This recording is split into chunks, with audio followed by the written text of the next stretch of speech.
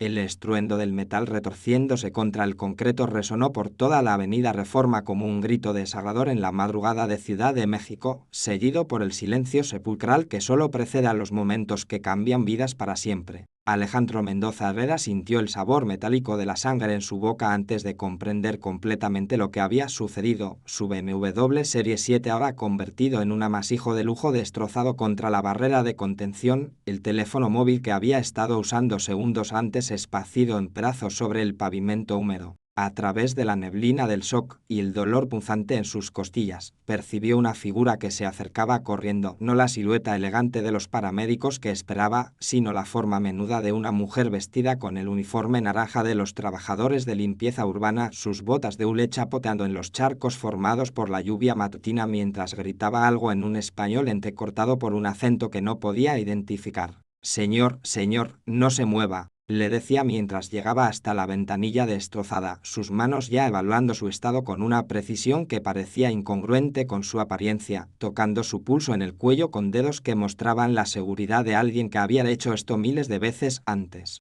Alejandro, acostumbrado a ser él quien daba órdenes, quien controlaba cada situación, se encontró obedeciendo instintivamente a esta desconocida que ahora revisaba sus pupilas con una pequeña linterna que había sacado de algún lugar de su uniforme, murmurando palabras tranquilizadoras mientras esperaban a que llegara la ambulancia que alguien más había llamado. Durante los minutos que siguieron, mientras permanecía inconsciente en esa posición vulnerable, Alejandro observó a esta mujer con una claridad extraña, notando detalles que en su estado normal de prisa constante jamás habría percibido, las manos pequeñas pero firmes que mantenían presión sobre una herida en su brazo, los ojos oscuros que reflejaban una preocupación genuina por un completo extraño, la manera en que hablaba con los paramédicos cuando finalmente llegaron, usando términos médicos precisos que sonaban completamente fuera de lugar viniendo de alguien vestida para barrer calles. Probable contusión pulmonar, posible fractura de costillas del lado derecho, mantener vía aérea despejada, le decía al paramédico principal con una autoridad que momentáneamente confundió a todos los presentes, antes de dar un paso atrás y volver a ser simplemente una trabajadora de limpieza que había estado en el lugar correcto en el momento correcto. Mientras lo cargaban hacia la ambulancia, Alejandro intentó buscarla con la mirada, pero ya había desaparecido entre las sombras del amanecer, dejando solo la sensación persistente de que algo fundamental había ocurrido en esos pocos minutos, algo que no tenía que ver únicamente con el accidente. Las siguientes semanas en el hospital privado más caro de la ciudad le dieron a Alejandro tiempo para reflexionar sobre su vida de una manera que no había hecho en décadas. A los 42 años, era el director ejecutivo más joven en la historia de Herrera & Asociados, la firma de consultoría financiera que su abuelo había fundado y que él había convertido en un imperio que manejaba los portafolios de inversión de las familias más poderosas de México. Su oficina en el piso 40 del Torre Mayor le ofrecía una vista panorámica de una ciudad que en gran medida existía para servirle, desde los restaurantes exclusivos donde cenaba hasta los clubs privados donde cerraba sus acuerdos más lucrativos. Su penthouse en Polanco estaba decorado con arte contemporáneo que compraba no por amor sino por inversión, lleno de muebles diseñados por arquitectos famosos que jamás había conocido, habitado únicamente por él y la ocasional acompañante que duraba lo suficiente para no complicar su agenda meticulosamente organizada. Había construido una vida de éxito incuestionable que se sentía cada vez más como una prisión dorada, donde cada logro solo servía para resaltar el vacío que crecía en su interior, donde cada nueva adquisición material solo enfatizaba la ausencia de cualquier cosa que realmente importara. Cuando finalmente recibió el alta médica, Alejandro se encontró manejando nuevamente por la misma avenida donde había ocurrido el accidente, pero esta vez más lentamente, prestando atención a detalles que nunca antes había notado. Era temprano en la mañana y pudo ver a los trabajadores de limpieza comenzando sus labores, figuras prácticamente invisibles para el resto de la ciudad que despertaba, moviéndose con la eficiencia silenciosa de quienes mantienen funcionando una metrópoli sin recibir reconocimiento alguno. Se detuvo en el lugar exacto donde había ocurrido el accidente, ahora completamente reparado sin rastro alguno de lo sucedido, y esperó. No estaba seguro de qué esperaba exactamente, pero algo lo compelía a permanecer ahí, observando a los trabajadores que pasaban sin notar su presencia en el auto de lujo. Después de casi una hora, la vio, la misma figura menuda con el uniforme naranja, empujando un carrito de limpieza por la acera con movimientos económicos y precisos. Se bajó del auto sin pensarlo 2 veces y caminó hacia ella, sintiendo por primera vez en años la incertidumbre de no saber exactamente qué decir o cómo comportarse en una situación. Disculpe, le dijo cuando estuvo lo suficientemente cerca, y ella se volvió con una expresión de cautela que se transformó gradualmente en reconocimiento. Usted es quien me ayudó después del accidente hace unas semanas. Su respuesta llegó en un español cuidadoso, con el mismo acento que recordaba. Sí, me da mucho gusto ver que está bien. ¿Cómo se siente? Había algo en la manera directa pero amable en que lo miraba que lo desarmó completamente, acostumbrado como estaba a las interacciones calculadas del mundo corporativo donde cada palabra tenía una agenda oculta. Le contó que se había recuperado completamente gracias a su ayuda inicial y quería agradecerle apropiadamente, tal vez invitarla a cenar o encontrar alguna manera de compensarla. Ella sonrió con una mezcla de amusement y tristeza que no pudo interpretar. No es necesario, señor. Solo hice lo que cualquier persona debería hacer. Pero Alejandro insistió, y después de varios minutos de conversación descubrió que se llamaba Elena Valdez, que había llegado de Honduras 5 años atrás, y que a pesar de su reticencia inicial, aceptó encontrarse con él el siguiente domingo en el Parque Chapultepec para una conversación más larga.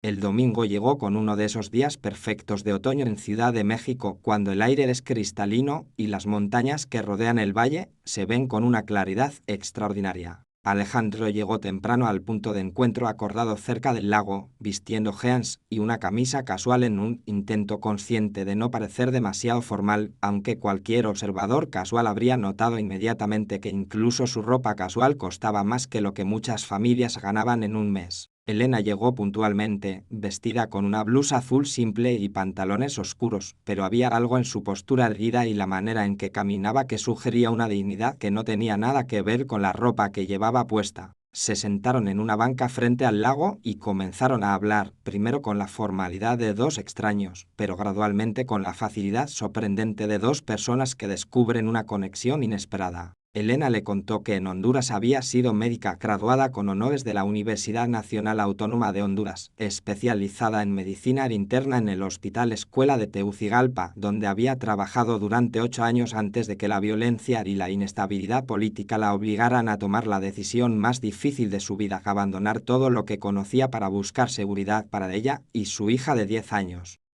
La historia que Elena le relató esa tarde transformó completamente la perspectiva que Alejandro tenía sobre la inmigración, un tema que hasta entonces había considerado únicamente en términos abstractos de política económica y estadísticas laborales. Elena le habló de las amenazas de muerte que había recibido después de negarse a falsificar certificados médicos para miembros de una pandilla local, de las noches sin dormir preguntándose si sería seguro enviar a su hija a la escuela, de la agonía de decidir entre su vocación médica y la seguridad de la única familia que le quedaba después de que su esposo muriera en un accidente de trabajo 2 años antes. El viaje hacia el norte había tomado meses, trabajando en empleos temporales para juntar dinero para la siguiente etapa, cargando únicamente lo que podían llevar en una mochila, dependiendo de la bondad de extraños que entendían lo que significa huir de la violencia. Cuando finalmente llegaron a México, Elena descubrió que sus credenciales médicas no eran reconocidas, que el proceso de validación tomaría años y recursos que no tenía, que mientras tanto necesitaba de encontrar cualquier trabajo que le permitiera mantener a su hija y pagar la pequeña habitación que compartían en una casa de huéspedes en la colonia Doctores. ¿Y no ha intentado validar sus estudios?, le preguntó Alejandro, genuinamente curioso sobre los obstáculos burocráticos que nunca había considerado. Elena sonrió con una mezcla de paciencia y cansancio que hablaba de años explicando la misma situación. El proceso requiere traducciones certificadas que cuestan miles de pesos, exámenes de validación que cuestan aún más, y un periodo de residencia en un hospital que no es remunerado. Mientras tanto, María necesita comida, ropa, educación. No puedo darme el lujo de invertir años sin ingresos persiguiendo un sueño cuando mi hija me necesita ahora. La simplicidad con la que explicaba estos sacrificios extraordinarios dejó a Alejandro sin palabras, acostumbrado como estaba a un mundo donde los problemas se resolvían con dinero y conexiones, donde la distancia entre identificar una meta y alcanzarla se medía en llamadas telefónicas y transferencias bancarias, no en años de privaciones y trabajo manual. Mientras caminaban por los senderos del parque, Elena le contó más sobre su vida diaria: despertarse a las 4 de la mañana para llegar a tiempo a su turno de limpieza, trabajar 8 horas barriendo calles y vaciando basureros, luego apresurarse a casa para ayudar a María con la tarea antes de que ella misma tuviera que salir hacia su segundo trabajo limpiando oficinas durante la noche. Los fines de semana trabajaba en un mercado local ayudando a un vendedor de comida, ahorrando cada peso posible para el futuro de su hija mientras mantenía viva la esperanza de algún día poder ejercer la medicina nuevamente. ¿Y qué quiere ser María cuando crezca?, preguntó Alejandro, esperando la respuesta obvia. Doctora, como su mamá, respondió Elena con una sonrisa que iluminó completamente su rostro. Pero mejor que yo. Ella va a estudiar aquí, va a tener oportunidades que yo nunca tuve. Va a poder ayudar a la gente sin tener que huir. La determinación en su voz era absoluta, la clase de certeza que viene únicamente de alguien que ha sacrificado todo por un principio más grande que ellos mismos. Esa noche, Alejandro regresó a su pentose con la mente llena de imágenes de una vida completamente diferente a cualquier cosa que hubiera imaginado. Se sirvió un whisky de 30 años, se sentó en su terraza con vista a la ciudad iluminada e intentó reconciliar la Elena que había conocido ese día, la mujer inteligente, compasiva, increíblemente resistente, con la figura anónima en uniforme naranja que había asumido que simplemente formaba parte del paisaje urbano. Por primera vez en años, se encontró cuestionando no solo sus propias prioridades, sino el sistema entero que había beneficiado a personas como él mientras mantenía a personas como Elena invisible e infravaloradas. Pensó en los millones de pesos que su empresa manejaba diariamente, en las decisiones de inversión que tomaba sin considerar el impacto humano, en la manera casual en que discutía optimización de costos laborales sin pensar en las familias reales afectadas por esas decisiones aparentemente abstractas. A partir de ese día, Alejandro comenzó a buscar excusas para pasar por la zona donde Elena trabajaba, inicialmente diciéndose a sí mismo que simplemente quería asegurarse de que estuviera bien, pero gradualmente reconociendo que estas conversaciones breves se habían convertido en la parte más significativa de su día. Elena inicialmente se mostraba cautelosa ante esta atención inesperada de alguien de un mundo tan diferente, pero la persistencia genuina de Alejandro y su interés sincero en su vida y la de su hija gradualmente la convencieron de que sus intenciones eran honestas. Comenzaron a encontrarse los domingos en el parque, luego ocasionalmente para café después del trabajo de Elena, conversaciones que se extendían por horas mientras exploraban las diferencias y similitudes sorprendentes entre sus mundos aparentemente incompatibles. Durante una de estas conversaciones, Elena mencionó casualmente que María había estado enferma con fiebre y dolor de garganta, pero que no podían permitirse ir al médico hasta que fuera absolutamente necesario. Alejandro se ofreció inmediatamente a pagar la consulta, pero Elena rechazó la oferta con una firmeza que lo sorprendió. No necesito caridad, le dijo con una dignidad que no dejaba lugar a argumentos. María va a estar bien, yo sé cómo cuidarla. Pero esa noche, Alejandro no pudo dormir pensando en una niña enferma cuya madre tenía el conocimiento médico para tratarla pero no los recursos para obtener los medicamentos necesarios, una situación que parecía tan fundamentalmente injusta que desafió todas sus concepciones previas sobre meritocracia y oportunidad. A la mañana siguiente, Alejandro tomó una decisión que habría sido impensable solo meses antes: canceló todas sus reuniones y dedicó el día entero a investigar el proceso de validación de credenciales médicas extranjeras en México. Lo que descubrió lo dejó furioso y frustrado de maneras que no había experimentado desde la infancia. El sistema estaba diseñado de manera aparentemente deliberada para excluir a profesionales calificados que no tenían los recursos financieros para navegar un laberinto burocrático innecesariamente complejo. Las traducciones certificadas costaban una fortuna, los exámenes de validación se ofrecían únicamente en ciertas fechas del año con cupos limitados, y el requisito de residencia médica no remunerada efectivamente garantizaba que solo personas con medios independientes pudieran completar el proceso. Esa tarde, cuando se encontró con Elena para su café habitual, Alejandro le presentó una propuesta que había estado formulando todo el día. Quiero ayudarte a validar tus credenciales médicas, le dijo sin preámbulos. No como caridad, sino como inversión en el futuro. Déjame cubrir los costos del proceso de validación y cuando seas médica nuevamente, puedes pagarme de vuelta si insistes. Pero México necesita doctores como tú y tú mereces la oportunidad de ejercer tu vocación. Elena lo miró por largo tiempo sin responder, y Alejandro pudo ver las emociones conflictivas cruzando por su rostro: esperanza, orgullo, miedo, deseo, caución. Finalmente habló: ¿por qué harías esto por alguien que apenas conoces? La pregunta era simple pero profunda, y Alejandro se encontró luchando por articular sentimientos que apenas estaba comenzando a entender. Porque conocerte me ha hecho darme cuenta de que he estado viviendo una vida completamente vacía, respondió finalmente. He pasado años acumulando dinero y poder sin propósito real. Tal vez ayudarte a ti sea la primera cosa realmente importante que hago con mi vida. Elena pidió tiempo para pensarlo y durante las siguientes semanas Alejandro esperó ansiosamente su respuesta mientras continuaba aprendiendo más sobre las barreras sistémicas que mantenían a personas talentosas atrapadas en empleos que no utilizaban sus habilidades reales. Comenzó a prestar atención a otros trabajadores de servicios que encontraba diariamente: el guardia de seguridad de su edificio que mencionó haber sido ingeniero en Venezuela, la mujer que limpiaba su oficina y que había sido maestra en Guatemala, el conductor de taxi que había sido abogado en El Salvador y se dio cuenta de que había estado rodeado toda su vida por profesionales altamente calificados cuyas historias nunca había considerado, cuyo potencial nunca había reconocido.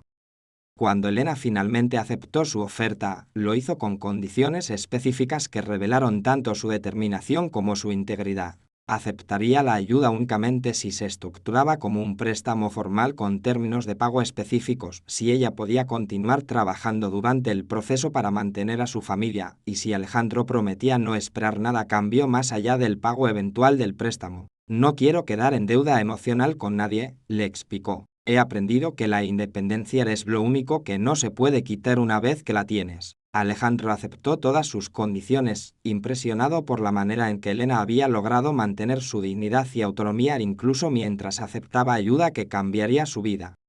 El proceso de validación resultó ser aún más complicado de lo que ambos habían anticipado, lleno de obstáculos burocráticos aparentemente diseñados para desalentar incluso a los candidatos más determinados. Elena tenía que viajar a la capital hondureña para obtener documentos originales, luego conseguir traducciones certificadas de cada uno, presentar solicitudes en múltiples instituciones que no se comunicaban entre sí y estudiar para exámenes que cubrían no solo conocimiento médico sino también regulaciones específicas del sistema de salud mexicano. Durante este periodo, Alejandro se convirtió no solo en su benefactor financiero sino en su sistema de apoyo logístico, usando sus conexiones para acelerar procesos cuando era posible, proporcionando transporte cuando Elena necesitaba ir a citas oficiales y ocasionalmente cuidando a María cuando Elena tenía que trabajar horarios extra para compensar el tiempo perdido en trámites.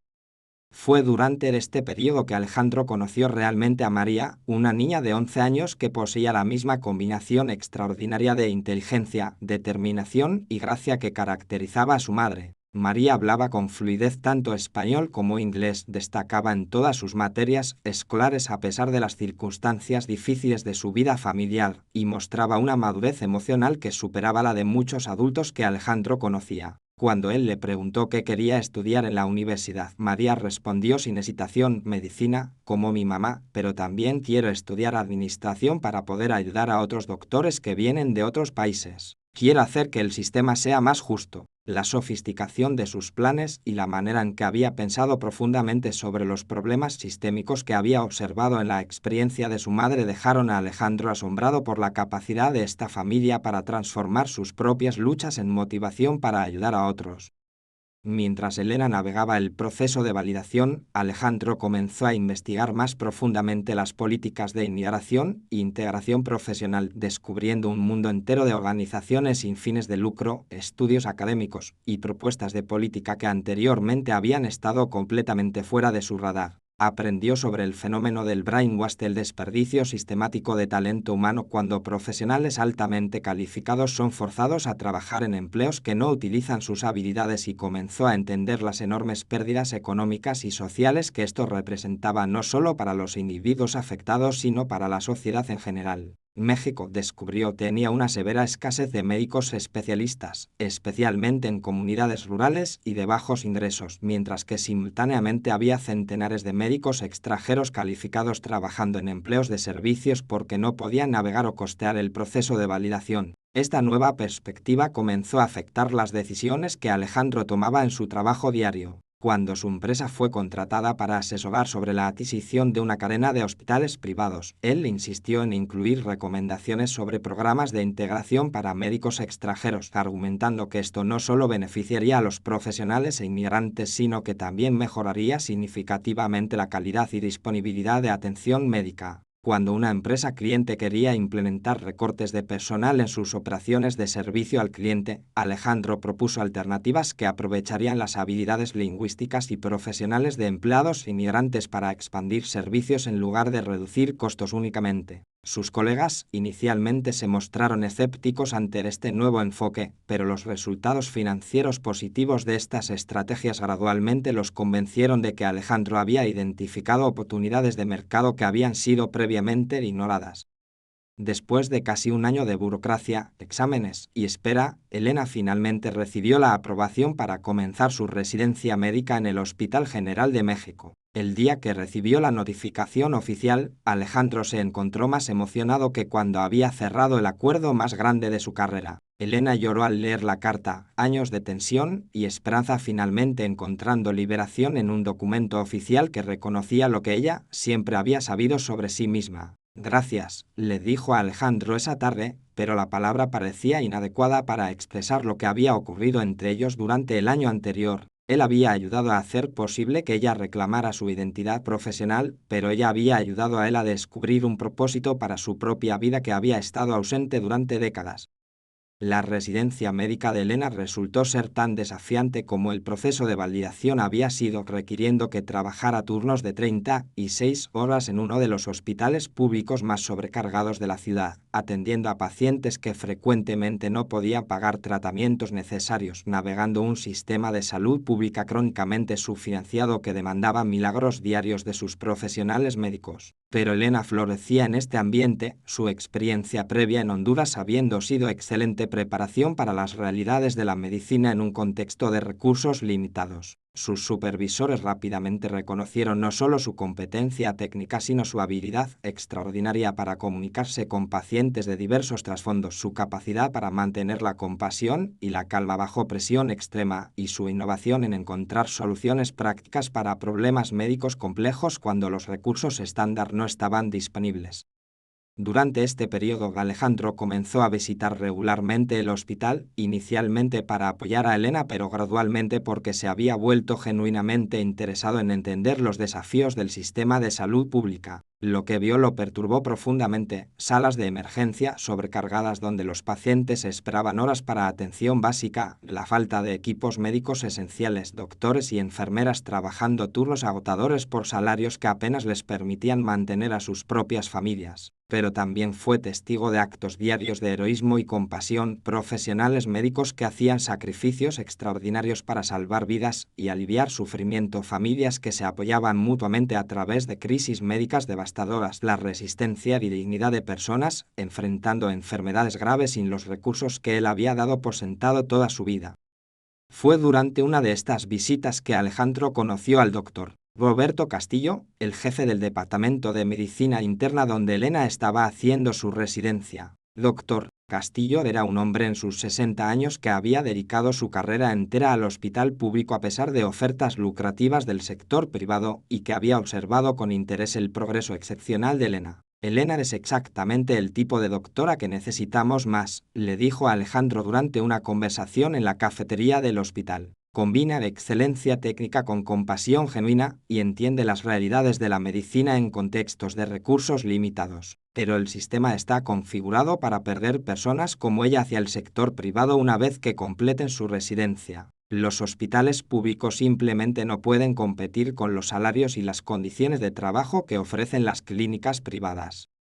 Esta conversación plantó una semilla en la mente de Alejandro que gradualmente creció hasta convertirse en una idea que transformaría no solo su propia vida sino potencialmente el acceso a atención médica para miles de personas. ¿Qué pasaría si existiera una manera de crear un puente entre el sector privado y el público, una manera de usar recursos privados para fortalecer el sistema de salud pública mientras que simultáneamente proporcionaba oportunidades significativas para médicos como Elena? Comenzó a investigar modelos de asociaciones público-privadas en otros países, estudiando ejemplos exitosos de organizaciones que habían logrado mejorar el acceso a atención médica sin comprometer la misión de servicio público.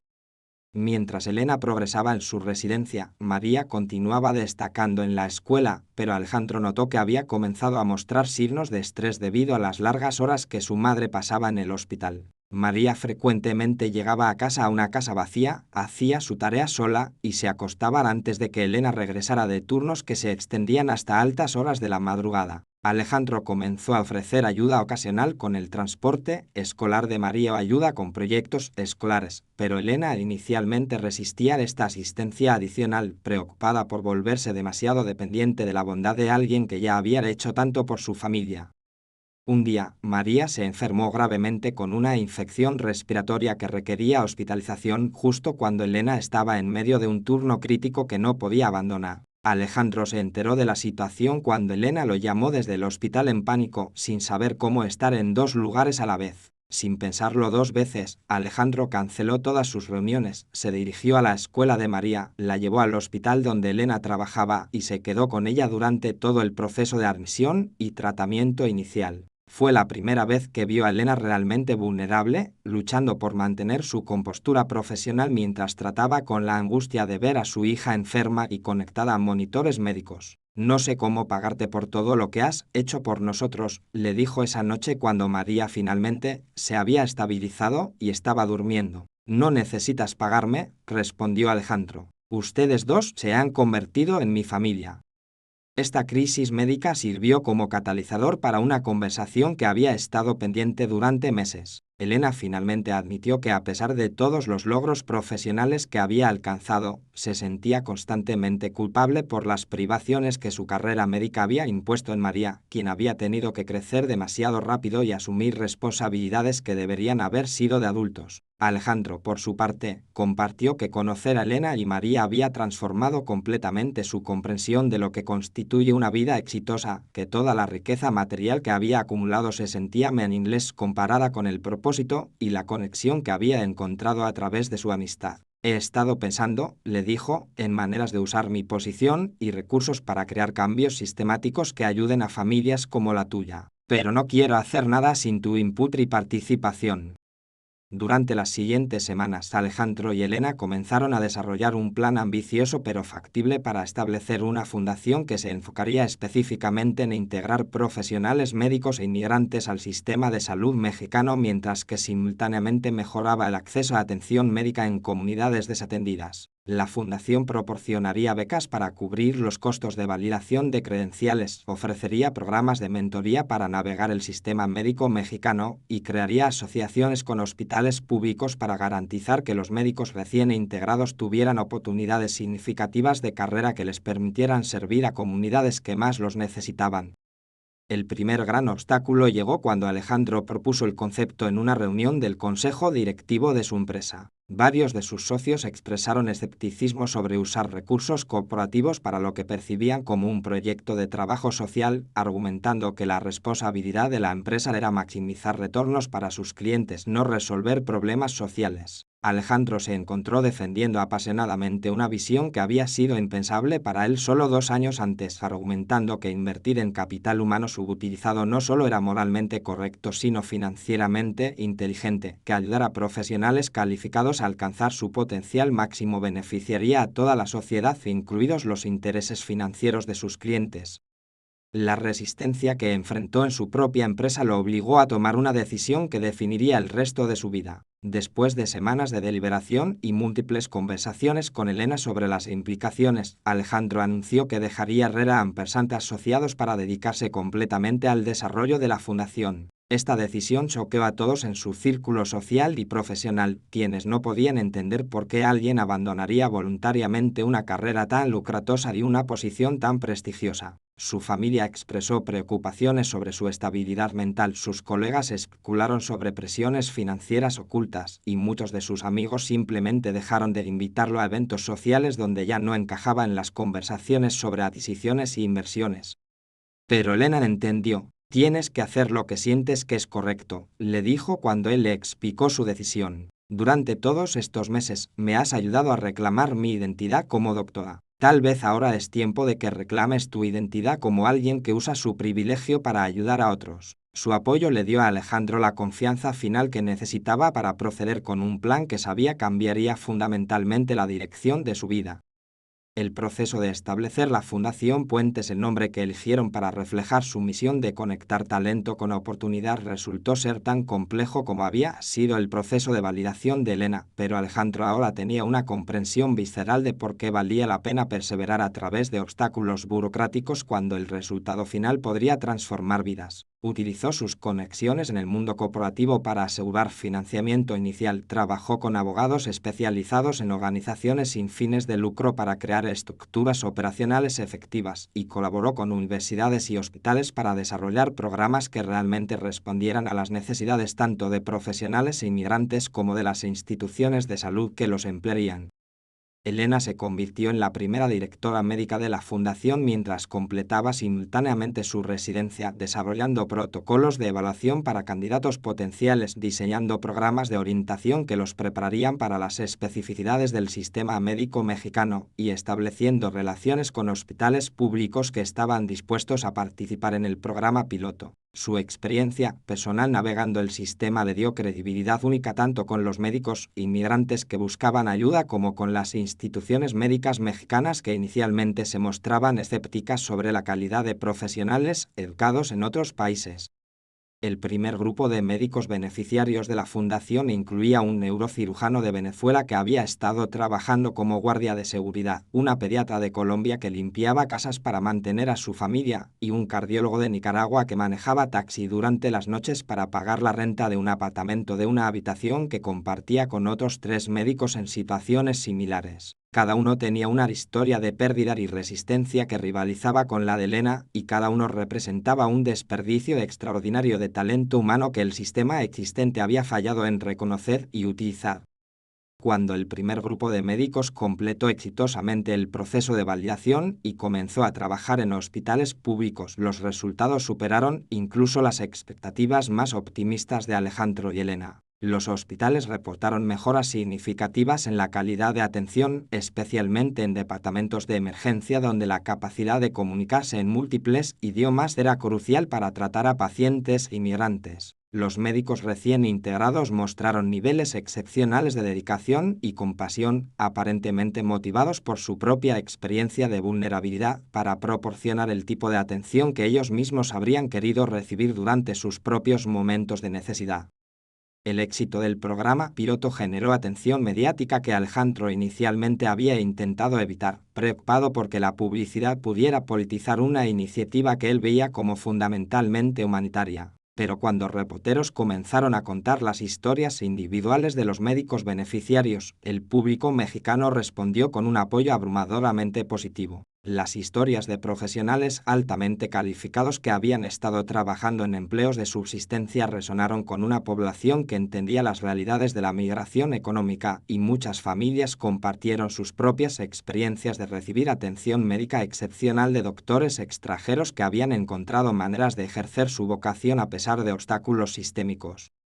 2 años después de que la Fundación Puentes comenzara operaciones, Elena había completado su residencia y había sido nombrada jefa del nuevo programa de medicina multicultural en el Hospital General, una posición creada específicamente para aprovechar su experiencia única en servir a poblaciones diversas. María, ahora de 14 años, había ganado una beca completa para estudiar en una escuela preparatoria prestigiosa donde destacaba tanto en ciencias como en idiomas, claramente en camino hacia su meta de estudiar medicina y administración. Alejandro había encontrado un propósito para su vida que utilizaba todas sus habilidades y recursos mientras que proporcionaba la satisfacción profunda que había estado ausente durante décadas de éxito financiero. Pero el impacto más significativo de la fundación era sistémico. Había demostrado que era posible crear soluciones win-win que beneficiaran simultáneamente a profesionales e inmigrantes, instituciones de salud y la población general. Otros estados comenzaron a implementar programas similares. Universidades desarrollaron currículos específicos para acelerar la integración de médicos extranjeros, y políticos comenzaron a proponer legislación que reduciría las barreras burocráticas que habían mantenido artificialmente escaso el suministro de profesionales médicos. En el 5º aniversario de la fundación, Alejandro se encontró de pie en el mismo lugar donde había ocurrido el accidente que cambió su vida, pero ahora acompañado por más de 100 médicos que habían sido integrados exitosamente al sistema de salud mexicano, docenas de estudiantes de medicina que habían sido inspirados por las historias de los beneficiarios y cientos de pacientes cuyas vidas habían sido salvadas o mejoradas significativamente por la atención médica que recibieron de profesionales que anteriormente habían estado excluidos del sistema.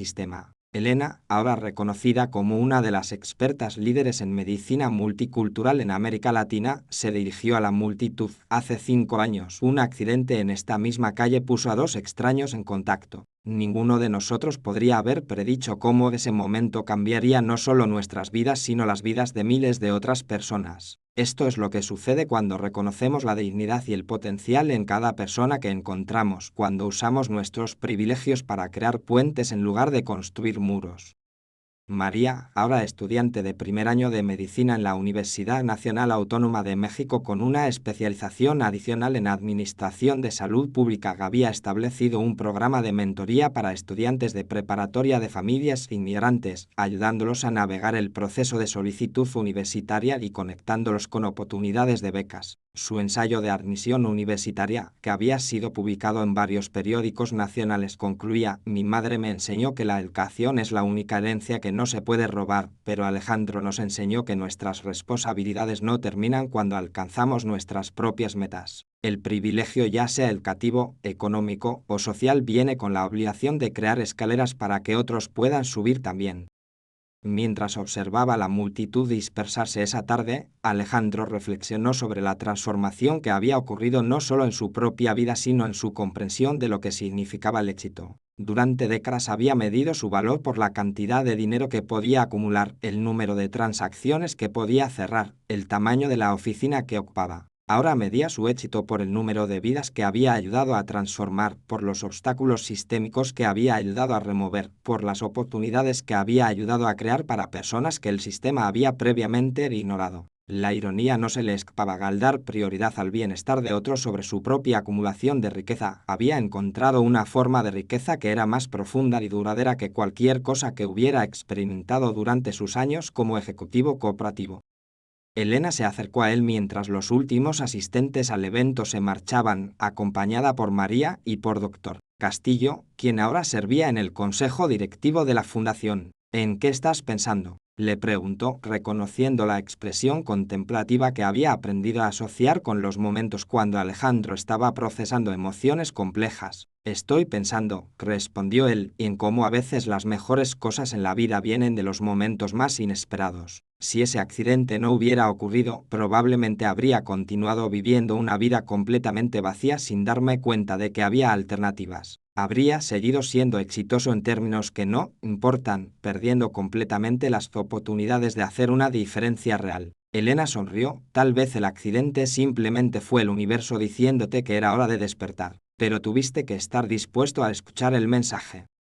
Esa noche, mientras Alejandro caminaba solo por las calles de una ciudad que ahora veía con ojos completamente diferentes, pensó en todos los encuentros fortuitos que ocurren cada día entre personas de mundos diferentes, la mayoría de los cuales pasan desapercibidos porque no estamos prestando atención o porque hemos construido muros mentales que nos impiden reconocer la humanidad en personas que se ven diferentes o que ocupan posiciones sociales diferentes a las nuestras. Se preguntó cuántas Elenas había pasado sin notar durante años, cuántos talentos extraordinarios permanecían ocultos detrás de uniformes de trabajo, cuántas oportunidades de transformación mutua se perdían diariamente porque vivimos en sociedades que categorizan a las personas por su apariencia superficial en lugar de por su carácter y capacidades. La Fundación Puentes había crecido hasta convertirse en una organización internacional con oficinas en 6 países, pero Alejandro sabía que su impacto real se medía no en términos de su tamaño organizacional, sino en términos de los cambios de perspectiva que había inspirado en miles de personas que habían estado expuestas a las historias de profesionales inmigrantes que habían superado obstáculos extraordinarios para continuar sirviendo a otros. Cada médico integrado se convertía en un embajador para la idea de que el talento y la compasión trascienden fronteras nacionales, que la diversidad en el lugar de trabajo no solo es moralmente correcta, sino que mejora la calidad de servicios para todos. 10 años después del accidente, Elena había sido nombrada Directora Nacional de Integración de Profesionales Médicos Extranjeros en el Ministerio de Salud, desde donde trabajaba para institucionalizar las reformas que habían comenzado como un proyecto experimental de una pequeña fundación. María había completado su carrera de medicina y estaba comenzando una residencia en medicina familiar con planes de especializarse en servicios de salud para poblaciones inmigrantes. Alejandro había sido invitado a hablar en conferencias internacionales sobre innovación en políticas de inmigración, pero siempre insistía en que Elena y María compartieran el podium con él, enfatizando que las mejores soluciones para problemas sociales complejos vienen de colaboraciones entre personas con diferentes tipos de experiencia y perspectiva.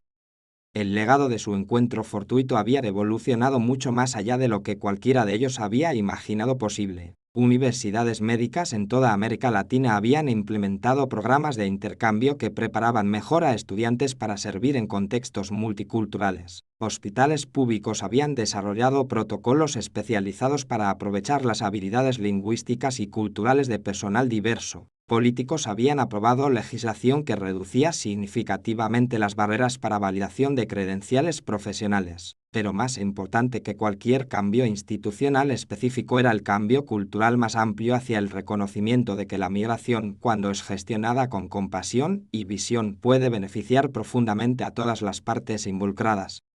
En el 15º aniversario del accidente, Alejandro, Elena y María regresaron al lugar donde todo había comenzado, pero esta vez acompañados por centenares de familias cuyas vidas habían sido transformadas por los programas que habían desarrollado. Muchos de los médicos beneficiarios originales ahora dirigían sus propios programas de mentoría, habían establecido clínicas en comunidades desatendidas o habían asumido posiciones de liderazgo en instituciones médicas importantes. Sus hijos, educados con la comprensión de que habían recibido oportunidades extraordinarias, estaban siguiendo carreras en medicina, educación, trabajo social y política pública, perpetuando un ciclo de servicio que se extendía mucho más allá de las familias originalmente beneficiadas.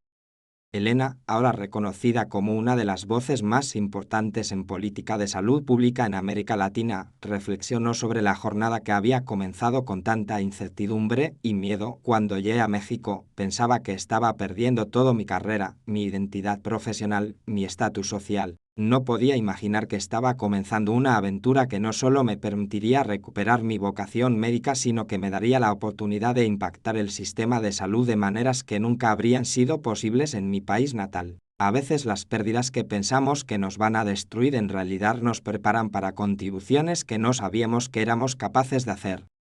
María, ahora doctor. María Valdez y directora de una clínica comunitaria que servía específicamente a familias inmigrantes, había ampliado el modelo de su madre para incluir servicios legales, educativos y de apoyo psicológico, reconociendo que las necesidades de salud no pueden ser separadas de los otros desafíos que enfrentan las familias que están estableciéndose en un nuevo país. Su clínica se había convertido en un modelo replicado en decenas de ciudades, y ella frecuentemente hablaba en conferencias sobre la importancia de abordar las necesidades de poblaciones vulnerables de manera holística. Mi madre me enseñó que ser doctora significa estar al servicio de la dignidad humana, decía en sus presentaciones. Alejandro nos enseñó que cuando personas con diferentes tipos de privilegio trabajan juntas hacia objetivos comunes, pueden crear cambios que ninguna de ellas podría haber logrado sola.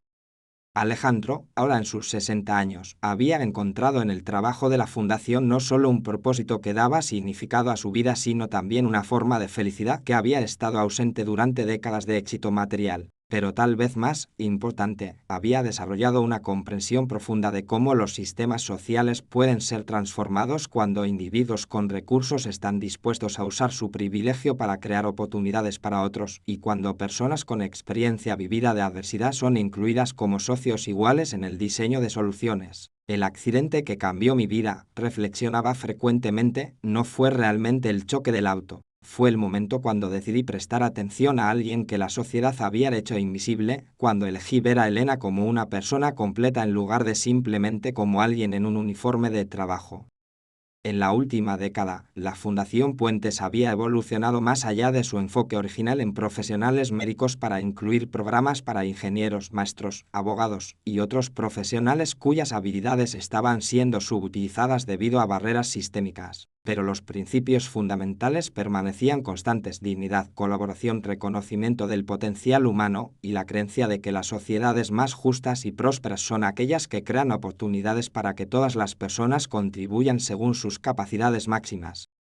El impacto había sido cuantificable: miles de profesionales integrados exitosamente, mejoras documentadas en la calidad de atención médica en hospitales públicos, reducción significativa en los tiempos de espera para servicios especializados en comunidades desatendidas, e innovaciones en programas de capacitación que ahora eran estudiados e implementados en otros países. Pero Alejandro sabía que el verdadero legado no estaba en las estadísticas, sino en las relaciones humanas que habían sido transformadas, en las perspectivas que habían sido ampliadas, en la demostración práctica de que es posible crear un mundo donde la dignidad humana es reconocida independientemente del país de origen, el estatus económico o las circunstancias que llevaron a alguien a buscar oportunidades en un lugar nuevo. Mientras el sol se ponía sobre Ciudad de México en este día de celebración, Alejandro miró a su alrededor a las familias que se dispersaban gradualmente, cada una llevando consigo historias de transformación que se extenderían a través de generaciones. Elena y María caminaban hacia él, acompañadas ahora por el esposo de María y sus dos hijos pequeños, una nueva generación que crecería entendiendo que la diversidad es una fortaleza, que la migración puede ser una fuerza positiva cuando es recibida con compasión y que cada persona tiene el potencial de contribuir significativamente a su comunidad cuando se le dan oportunidades genuinas para hacerlo.